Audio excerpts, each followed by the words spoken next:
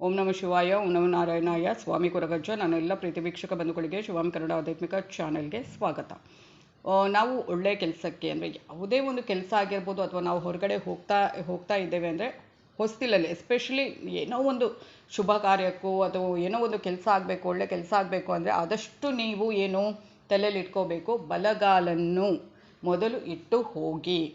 ಅದರ ಬಗ್ಗೆ ಹೇಳ್ತೇನೆ. ಅದಕ್ಕಿಂತ ಮುಂಚೆ ಚಾನಲನ್ನು ನೋಡ್ತಾ ಇದ್ದೀನಿ, ಯಾರು ಸಬ್ಸ್ಕ್ರೈಬ್ ಮಾಡದಿದ್ದರೆ ದಯವಿಟ್ಟು ಸಬ್ಸ್ಕ್ರೈಬ್ ಮಾಡಿ. ಸಬ್ಸ್ಕ್ರಿಪ್ಷನ್ ಫ್ರೀ ಆಗಿರುತ್ತೆ, ಆದಷ್ಟು ಲೈಕ್ ಮತ್ತು ಶೇರ್ ಮಾಡಿ. ಹಾಗೆಯೇ ಸಬ್ಸ್ಕ್ರೈಬ್ ಅಂತ ಉತ್ತುವಾದ ಸೈಡಲ್ಲಿ ಬೆಲ್ಲೈಕನ್ನು ಕ್ಲಿಕ್ ಮಾಡಿದ ಆಲ್ ಅಂತ ಬರ್ತದೆ, ಕ್ಲಿಕ್ ಮಾಡೋದನ್ನು ಮರಿಬೇಡಿ.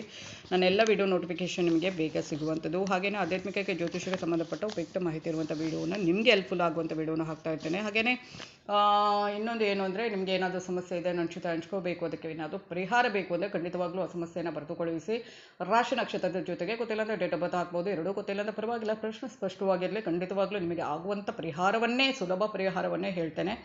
ಸ್ವಲ್ಪ ಉತ್ತರ ಕೊಡುವಾಗ ಲೇಟ್ ಆದ ಚಿಂತೆ ಬೇಡ, ಪ್ರತಿಯೊಬ್ಬರಿಗೂ ಉತ್ತರ ಕೊಡ್ತೇನೆ. ಹಾಗೆಯೇ ಯಾರಿಗಾದರೂ ರಾಶಿ ನಕ್ಷತ್ರ ತಿಳ್ಕೊಬೇಕು, ಡೇಟ್ ಆಫ್ ಬರ್ತ್ ಗೊತ್ತಿರುತ್ತೆ, ರಾಶಿ ನಕ್ಷತ್ರ ತಿಳ್ಕೊಬೇಕು ಅನ್ನುವ ಹಂಬಲ ಇದ್ದರೆ ಖಂಡಿತವಾಗ್ಲೂ ಅದನ್ನು ಕೇಳ್ಬೋದು. ಹಾಗೆ ಯಾರಿಗಾದರೂ ನಿಮ್ಮೊಬ್ಬರಿಗೆ ಒಳ್ಳೆಯ ರೀತಿಯಲ್ಲಿ ವಿಶ್ ಮಾಡಬೇಕು ಯಾವುದಕ್ಕಾದರೂ ನನ್ನ ಚಾನಲ್ ಮುಖಾಂತರ ಅಂದರೆ ಖಂಡಿತವಾಗ್ಲೂ ಅದನ್ನು ಕೂಡ ಬರೆದು ಕಳಿಸಿ. ಪ್ರತಿಯೊಂದಕ್ಕೂ ಉತ್ತರ ಕೊಡ್ತೇನೆ. ನಾನು ನಿಮ್ಮ ಜೊತೆ ಯಾವತ್ತೂ ಇತ್ತು. ನಾನು ಬರೋ ಶಿವದೇವರ ಕೊರಗಜ್ಜೆ ತೆಗೆದ ಆಶೀರ್ವಾದ ನನ್ನೆಲ್ಲ ಪ್ರೀತಿ ವೀಕ್ಷಕ ಬಂಧುಗಳ ಮೇಲೆ ಸದಾ ಇರುತ್ತೆ ಅಂತ ಹೇಳ್ತಾ, ಬಲಗಾಲನ್ನು ಮೊದಲು ಹಿಡಬೇಕು.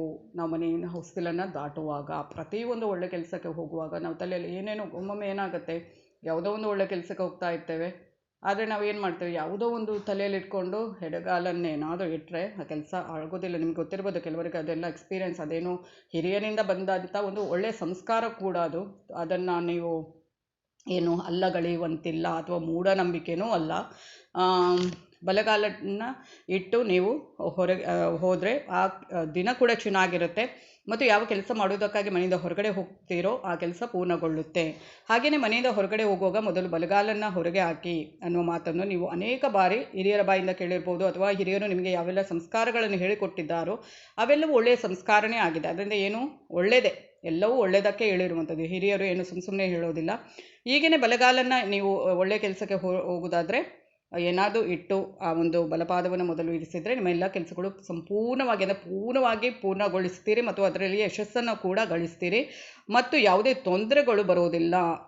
ಮತ್ತು ಅಂದರೆ ಏನು ಯಾವುದೇ ಕೆಲಸಕ್ಕೆ ತೆಗೆದುಕೊಂಡ ಮೊದಲ ಹೆಜ್ಜೆ ನಮ್ಮ ಭವಿಷ್ಯದ ಗಮ್ಯಸ್ಥಾನ ಬಲವನ್ನು ನಿರ್ಧರಿಸುತ್ತದೆ. ಅಂದರೆ ಬಲ ಭಾಗದ ಕಾಲು ಸಕಾರಾತ್ಮಕತೆಯನ್ನು ಸೂಚಿಸುವಂಥದ್ದು. ಅದರಿಂದ ಕೆಲವು ಪ್ರಮುಖ ವಿಷಯಗಳಿಗೆ ಹೋದಾಗ ಆದಷ್ಟು ನೀವು ಬಲಪಾದವನ್ನು ಹೊಸದಿನ ಹೊರಗೆ ಇಟ್ಟರೆ ಒಳ್ಳೆಯದು.